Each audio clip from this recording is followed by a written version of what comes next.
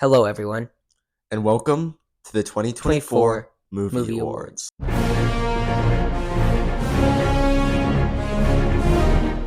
Hello, everyone. Welcome back to TSI. And so today we have our annual movie awards. Yes, we do. So this is going to be the best and worst movies of 2024, along with several other categories. Yeah. Basically, just like last year, we have this hat.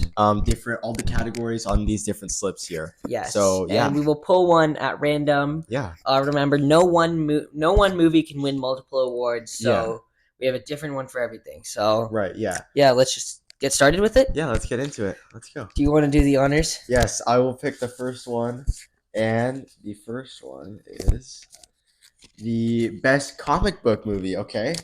So the winner of the best comic book movie is Deadpool and Wolverine. Yes. Yeah, so I think this was a pretty easy one to choose. Obviously, this was the hit of the summer. Right, yeah. Everyone was anticipating it, and it delivered. Yeah, definitely. I mean, and to be fair, like this year was not a great year for comic book movies in general. I mean, we had all like the Sony weird, like Kraven the Hunter, Madam Web, all that stuff.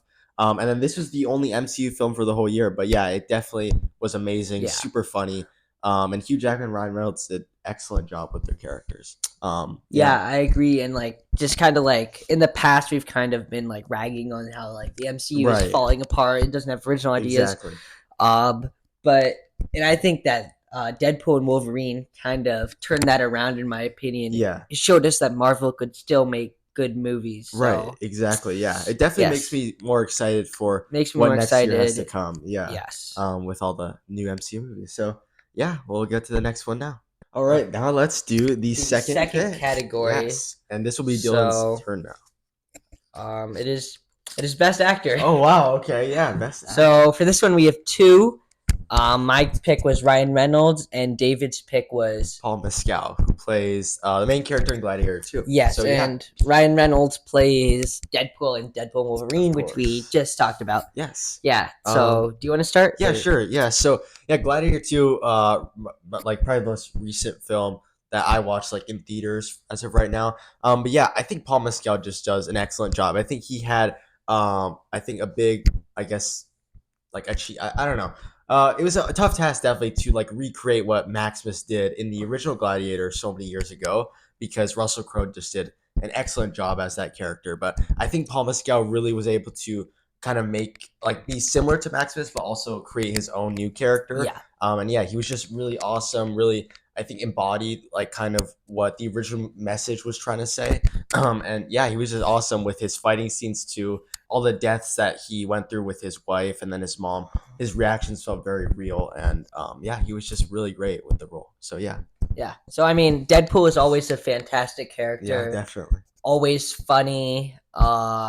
He takes things kind of seriously. Yeah. Like if it's a big serious moment, obviously he's not going to try and make a joke out of it. But at the same time, he likes to keep things kind of light. And so I think Ryan Reynolds just he fits the Deadpool character perfectly. Mm-hmm. He has that same kind of funny edge to him, where also he can take things seriously if he needs to, but it's not his first choice. He likes to make a joke out of everything.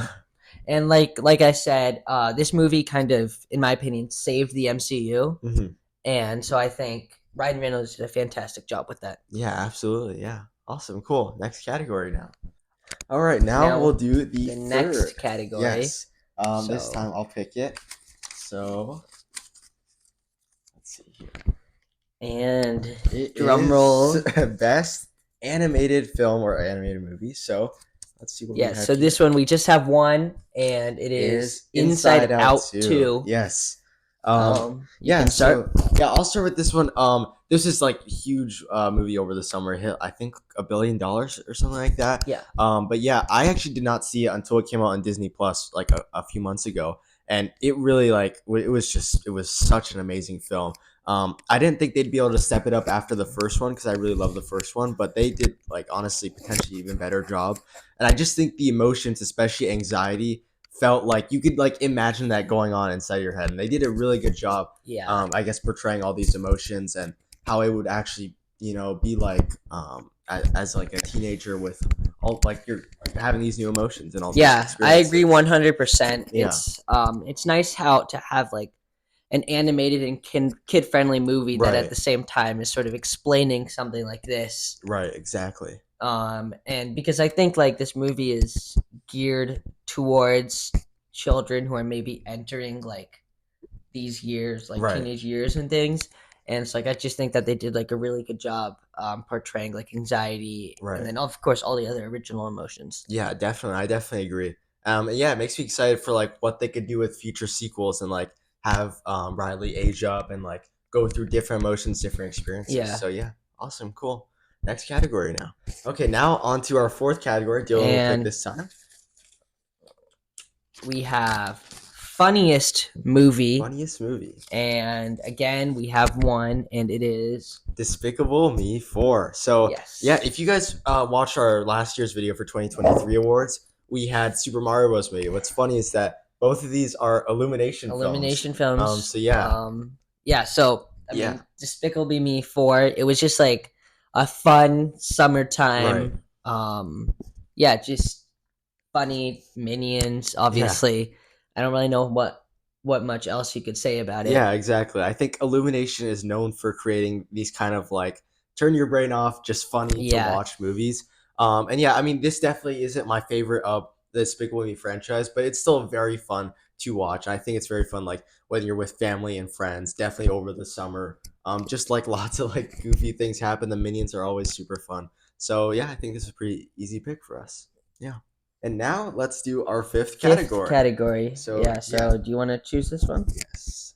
Let's do this. Okay. It is most underrated movie.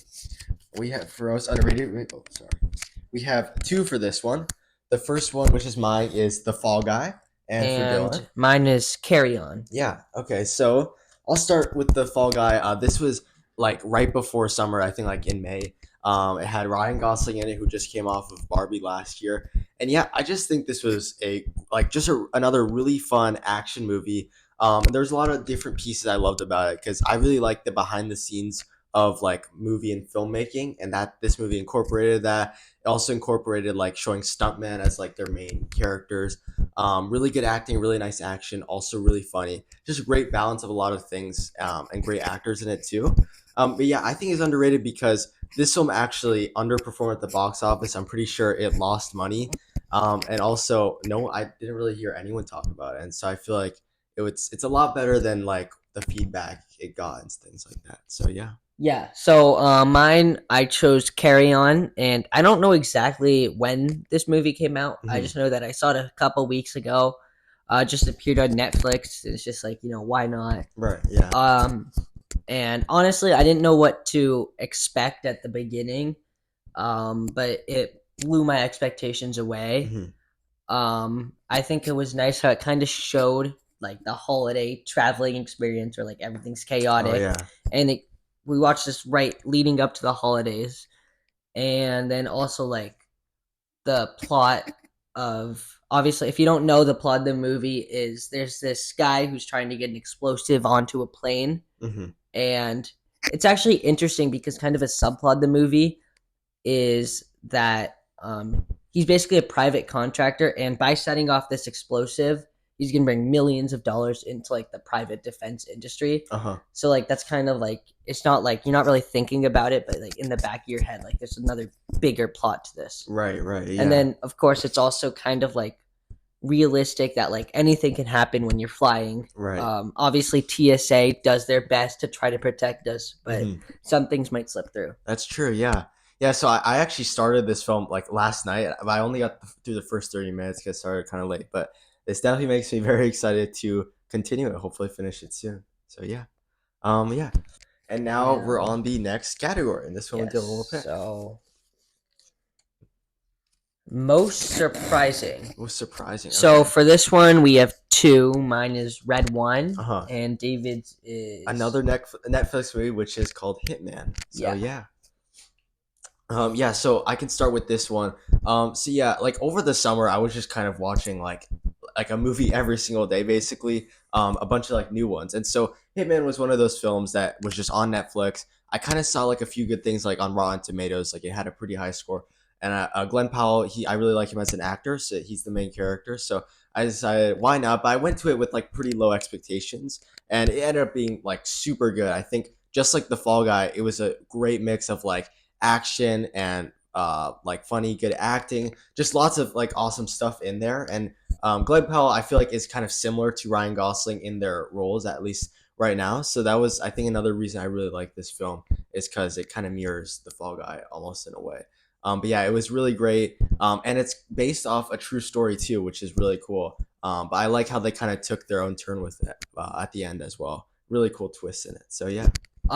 Yeah, so I was kind of juggling for this category between putting Carry On Mhm. or Red One because I feel like the underrated and the surprising category are pretty similar. Right. Yeah. So I just decided to go with Red One. And I mean, I watched it last weekend. It's like a Christmas movie, kind of fun, gets you in Hmm. like the festive Christmas spirit. Right. But then I also think that it also kind of goes back to like the history of Christmas, how it Hmm. originated with the Christmas witch Oh and yeah. with Okay. Santa's brother Krampus, which I actually Yeah. didn't know at all. And afterwards, I looked it up, and it's kind of like a German folklore. It's Uh huh. actually it's pretty interesting. But Yeah. yeah, I mean, I put this in surprising because kind of like Carry On, I didn't really know what to expect Right. going into it. I mean, I knew it was going to be a Christmas movie. Um, I saw the trailer briefly, so like I knew it had something to do with Santa like disappearing. Right. But yeah, blew my expectations away. Yeah. Awesome. Cool. And now on to our next category. Yes, So so I'll pick this one David again. will pick this. And it is the most underwhelming movie. Okay. So Um, believe we have two for this one as well. yeah, I think so. Yes, Let's check though. So my pick for this one is Kung Fu Panda 4. and mine is the Garfield movie. Yeah, awesome. So I'll start with Kung Fu Panda 4. And this is another one I did not watch in theaters. I watched when it came out like at my house. But yeah, I think I'm not saying like Kung Fu Panda 4 was a bad movie by any means. It was still very funny, still very enjoyable to watch.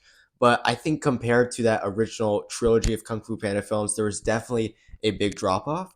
And I think because it's been the third one came out in 2016, so it was what that's like 8 years since the third one. So I think this one had kind of a lot of, I guess, high expectations based off how the third one ended, and it just felt like very flat. You could tell that they kind of maybe just made it for money. But yeah, hopefully if they make a Kung Fu Panda 5 and 6, they maybe step it up a little more, and maybe this is just kind of setting up those next films. So, but yeah, overall, I think while it was enjoyable, it just felt kind of pointless and not too great. So yeah. Yeah, so I watched this movie in theaters when it came Uh-huh. out, and I grew up watching the Garfield Oh yeah. animated show on Netflix. Yeah. So I was kind of expecting it to be at that same level of humor Right. and like kind of like not really a story going on, because like if you remember like Garfield, even like back in the comics and Hmm. the animated shows, like each episode, like they're not really connected. It's kind of just like Garfield being mean to Right. everyone, Yeah. and then just like something bad happens or whatever. And they kind of like took this movie and tried to make a story out of it, Right. which I mean, I guess you have to do for a movie, but and it was a nice story. It just really it didn't really fit with Garfield, in my Okay. opinion. Yeah, yeah. Yeah, when I saw like I never watched the movie, but when I saw like the trailer, I was wondering like how they would make Garfield into Yeah, a movie because I feel like he doesn't really work in that it setting. doesn't work as a movie, no. Yeah. And so it was not a bad movie by any means. It was Uh-huh. just underwhelming, like the Right. category is. Yeah, exactly. Awesome, cool. Okay, and now Only on a to our next few one. categories left. Yes, unfortunately. So this one is the best director. Best director. Okay. I Yeah. think this one we have one. Well, I have one, Uh-huh. and so this is Sean Levy, Yes. and so he directed Deadpool and Wolverine, Yes, of and course. this is like the third time this movie has appeared in this video. Uh-huh.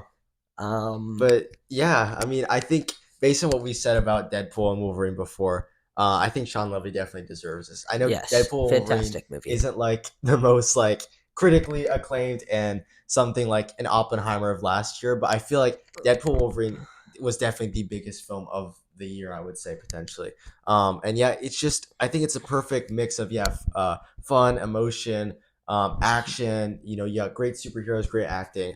And I Great think soundtrack. yeah, exactly, yeah, great soundtrack too. And I think what I really like about Sean Levy is like he has this close relationship with both Ryan Reynolds and Hugh Jackman because they've been friends for a long time. They've worked on movies before, so I think that really helps a lot, and you can tell that they had a great time, I guess, working on set. So Yeah. yeah. So I mean, I'm gonna keep going back to this point, Uh but huh. I mean, I feel like Sean Levy had a big role to fill Right. with kind of the state of the MCU, like I keep saying, and I think he delivered. Right. Yeah. Like you said, it definitely was not like the most critically acclaimed, gonna win all these awards. Hmm. Well, in this video it is, but Yeah. um, it was kind of just I think just what the MCU needed. It was Right. funny. It had action. It kind of went back to the roots of the MCU. It Right. looked back at what worked, and I mean, obviously, just bringing two classic comic book heroes together was. I mean, I don't think that was gonna fail any way you did it. Right. Exactly. Yeah. That's so true. Yeah. Okay. Now on to the next category. Yeah, so we have only Three three left. categories left. Yes. This one, best movie overall. Yeah, Yeah, best so movie this is the overall. flagship movie Yes. of 2024, and I think it'll be pretty obvious what it is. Potentially, yeah. But yeah, we got Gladiator Gladiator 2. 2. So, yeah, I mean, I think this one was close between Deadpool Wolverine and Gladiator 2. But we Mhm. actually saw Gladiator 2 together with like a group of friends when Yes. it came out in November. And it's an amazing film. I was kind of worried because I thought it wouldn't be able to live up to the first one. But they did an excellent job with it. It was so good. So, yeah. Yeah. I mean, I think this was the second time in our first video. I think I know I had Top Gun Maverick Oh, yeah. as the best overall. I think you might have had I it too. think yeah, that was 2022, and then Yeah. 23 we had Air as our best. So And yeah, so, I mean, that's kind of the same thing here. uh huh, I mean, it's like a movie that comes out decades after its original one, right, and you don't expect it to do, I mean, that good because it's a sequel. But right, I agree with you; it completely blew away my expectations. yeah, It was really nice how they they still made it different enough right, from Gladiator yeah, definitely, yeah, that it exists as its own movie, but it's right, not completely set. It's not like they forgot everything from the original right, movie. I like how they made the main character different from Maximus. right, They yeah, didn't try to make him a clone. Um, and then also how they brought his mother into it, hmm, and it was just all around. I think an excellent movie. yeah. And I think what's great about this is that I think a lot of issues with like sequels that come out decades later is that they try to put a lot of like nostalgia type things in there and like callbacks. And I think Gladiator 2 had that perfect It had mix where that, they yeah. weren't overdoing it, but they still had some cool things Like there. they had the occasional flashback, like when Right. Maximus was talking to Oh Lucius yeah. with like the armor, Right. or then when Maximus was in the prison and Lucius was talking to him, like Right. things like that. But it Exactly. wasn't like every 5 minutes or Right. whatever. Yeah. Like how some films are. So Yeah. yeah. Cool. All right. Now on to our second to last one here. Yes. Do you So want we to pick have this one? two categories left. Not much to choose from. Yeah. Um, best. So this is best actress. Best actress. Okay. Yeah. So this complements the best actor Mm-hmm. award from earlier. Uh huh. So Yeah. So oh, oops. sorry. So yeah, who we chose for both of us, we chose Cynthia Erivo. Yes. And so if I'm gonna be completely honest, I did not watch the Wicked movie yet, and maybe I will at some point. Just like with some other films on this list when it comes out, like on digital and stuff.